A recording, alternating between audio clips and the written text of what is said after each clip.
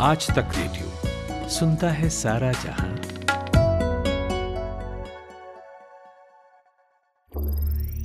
ज्ञान ध्यान।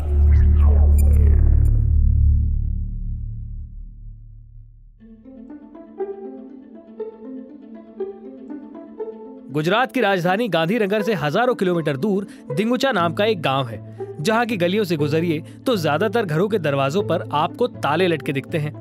ऐसा इसलिए है क्योंकि गांव की बड़ी आबादी विदेश में सेटल हो चुकी है, लेकिन अब भी गांव की दीवारें विदेश जाने के लोक लुभावने दावों से भरी हुई है। कई दीवारों पर लगे पोस्टर दावा करते हैं कि बिना किसी एग्जाम के आपको यूएस और कनाडा का वीजा मिल जाएगा। इसी गाँव के रहने वाले थे 29 साल के जगदीश पटेल, जो गांव में बच्चों को पढ़ाते थे और भाई के कपड़े की दुकान में हाथ बटाते थे। जगदीश के सपने बड़े थे, लेकिन आमदनी कम थी। उन्होंने भी विदेश जाने का मन बनाया।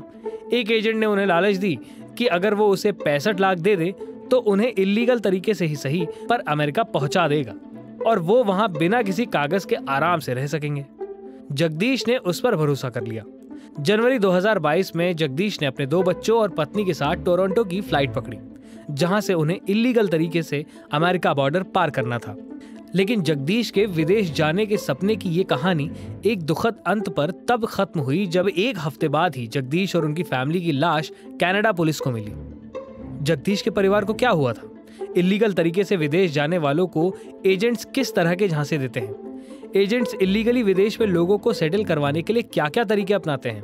आज के ज्ञान ध्यान में इसी की बात करेंगे और बताएंगे कि गैर कानूनी तरीके से विदेशी धरती पर दाखिल होने के जोखिम कितने खतरनाक हो सकते हैं। नमस्कार, मेरा नाम है गर्वित और आप सुन रहे हैं ज्ञान ध्यान।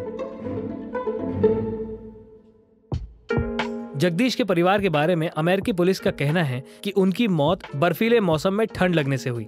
गुजरात से टोरंटो पहुंचने के बाद जगदीश को एजेंट ने पैदल बॉर्डर पार करने के लिए कहा था, जिसके बाद परिवार समेत जगदीश कनाडा के इमर्सन शहर पहुंचे, जहां से उन्हें पैदल ही अमेरिका में दाखिल होना था।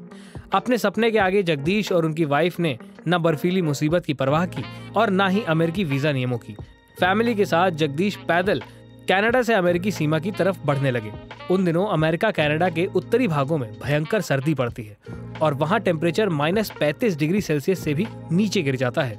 कनाडा पुलिस के मुताबिक परिवार की मौत कनाडा अमेरिका बॉर्डर पार करने की कोशिश करते समय हुई। जगदीश की ही तरह विदेशों में रहने का सपना देखने वाले ऐसे लाखों लोग हैं जो इलीगल तरीके से विदेशी धरती पर कदम रखने से गुरेज नहीं करते। जिस रूट से वो छिप छिपा कर जाते हैं वो खतरनाक होता है, क्योंकि अवैध तरीके से किसी देश में जाने के लिए लोगों को जिन रास्तों या तरीकों से जाना पड़ता है, कुछ लोग उनमें फंस कर रह जाते हैं, जिसके लिए कई सारे लीगल तरीके हैं तो कुछ इलीगल तरीके भी हैं। उन्हीं में से एक तरीका है डंकी रूट, जो आजकल शाहरुख खान की फिल्म डंकी की वजह से खूब चर्चा में है। माइग्रेशन पॉलिसी इंस्टीट्यूट के मुताबिक डंकी शब्द पंजाबी मुहावरे से आया है, जिसका मतलब है एक जगह से दूसरी जगह पर कूदना या फुदकना। आसान शब्दों में कहें तो जब लोगों को अलग अलग देशों में रुकते रुकाते हुए अवैध तरीके से किसी दूसरे देश में भेजा जाता है तो उसे डंकी रूट कहा जाता है। अमेरिका, कनाडा और कुछ यूरोप के देशों में पहुंचने का ये एक खतरनाक रास्ता है, जिसे अवैध इमिग्रेशन भी कहा जाता है। 2 महीने पहले वॉल स्ट्रीट जर्नल की एक रिपोर्ट आई थी, जिसके मुताबिक पिछले अक्टूबर से इस साल सितंबर तक लगभग 42,000 लोगों ने अवैध तरीके से अमेरिकी बॉर्डर पार किया, जो पिछले साल की तुलना में दुगने से ज्यादा है। पंजाब, हरियाणा, गुजरात समेत देश के कई हिस्सों में इलीगल तरीके से विदेश भेजने का रैकेट खुलेआम चल रहा है। इस बारे में इंडिया टुडे ग्रुप से जुड़ी मृदुलिका झा बताती हैं कि ऐसे रैकेट चलाने वालों को पकड़ना इतना मुश्किल क्यों है। पुलिस और राजनीति में इन एजेंट्स की पहुंच कितनी गहरी है?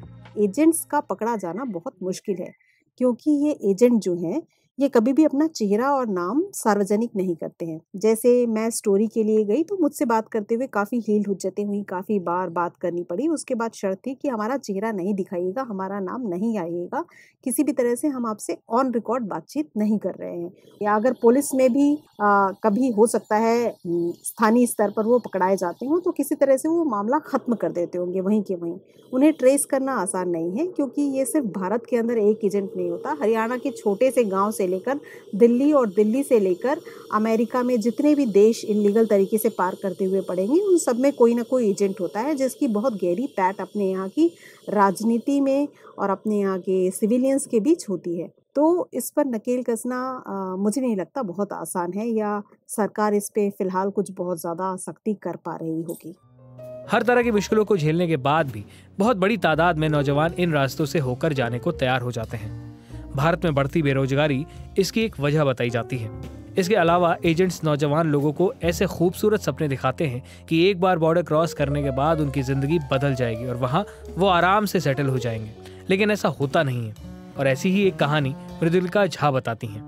जींद में मेरी मुलाकात हुई एक बंदे से, 11 महीने तक यूएस की जेल में रहा था। मैंने पूछा कि जेल में रहे, ये तो बहुत बड़ा मतलब एक तरह से दाग लग गया आपके ऊपर। तो उसने कहा कि कोई दाग नहीं लगा मैडम, मैं जेल में था तो क्या हुआ, वो अमेरिका की जेल थी और मौका मिला तो मैं दोबारा वहाँ भाग कर जाऊँगा। कभी तेल के ट्रकों में छुपकर, कभी पैदल बर्फीले रास्तों से गुजरकर, कभी तार के नीचे से छोटे छोटे बच्चों को लिए हुए लोग अपना देश छोड़कर दूसरे देशों में अवैध पनाह लेने के लिए निकल जाते हैं। ऐसे तमाम मामले हैं जिनमें लोग सामान के बड़े बड़े कंटेनरों में छुपा कर ले जाए जाते हैं, जिनमें 10-10 दिन तक रोशनी नहीं आती। यातनाओं से भरी इस यात्रा में जो जिंदा बच जाते हैं उन्हें पुलिस पकड़कर जेल में डाल देती है।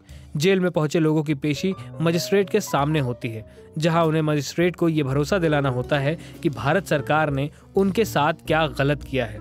ऐसे में अधिकांश समय ये होता है कि मजिस्ट्रेट इन दावों को झूठा पाते हैं और उन्हें वापस भारत डिपोर्ट कर दिया जाता है। लेकिन अंजाम कुछ भी हो, ऐसे लोगों की तादाद बहुत है जो रोजाना अपनी आंखों में अमेरिका और कनाडा के सपने लिए हुए अपने घरों से निकल जाते हैं और वो किसी भी कीमत पर और किसी भी हालात में विदेश जाना चाहते हैं। सरकार ने इस बारे में कई बार सख्त गाइडलाइंस जारी की हैं, बहुत सारी सख्त कार्रवाई भी हुई है, लेकिन अभी भी हालात जस के तस हैं। शाहरुख खान की फिल्म डंकी में एक सीन है जिसमें जब वो और उनके साथी विदेश में मिली परेशानियों से टूट जाते हैं तो विदेशी जज के सामने आखिर में कहते हैं, मुझे मेरे देश में कोई खतरा नहीं है, मेरा देश जैसा है मेरा है, यहाँ रहने के लिए मैं अपने देश को गाली नहीं दूंगा। तो उम्मीद करते हैं कि आप अपने साथियों को या रिश्तेदारों को ये ज़रूर बताएंगे कि विदेश में काम करने के लिए जाना कोई गलत बात नहीं है, लेकिन जब भी जाएं पूरे लीगल तरीके से जाएं ताकि खुद भी सुरक्षित रहे और परिवार भी। आज के ज्ञान ध्यान में बस इतना ही। आपको ये एपिसोड कैसा लगा हमें बताइएगा ज़रूर, radio@aajtak.com पर। स्क्रिप्ट लिखी है अंकित ने, मेरा नाम है गर्वित। सुनते रहिए आज तक रेडियो। नमस्कार।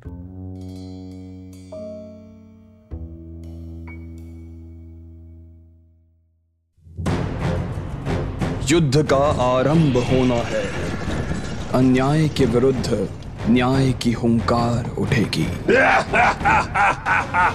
दंड की सीमा का विस्तार होगा। हिरण्याक्ष, मैं वराह तुम्हारे प्राण हरने आया हूँ। यहाँ प्रायश्चित का अवसर भी मिलेगा। प्रभु, मुझसे भूल हो गई, मुझे क्षमा कर दीजिए। और सत्य असत्य की तुलना की जाएगी। तू क्षमा के लायक नहीं है दुष्ट। शंखनाद हो चुका है, देव और दानव युद्ध के मैदान में हैं, किंतु विजय किसकी होगी? युद्ध के लिए हमेशा क्या दानव ही जिम्मेदार होंगे या पहल देवताओं की भी होगी? पता चलेगा देव दानव टेल्स में। आज तक रेडियो पर जल्द आ रहा है।